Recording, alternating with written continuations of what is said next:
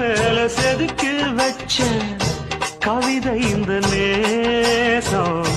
இப்பிறப்பும் எப்பிறப்பும் தொடரும் இந்த பாசம்.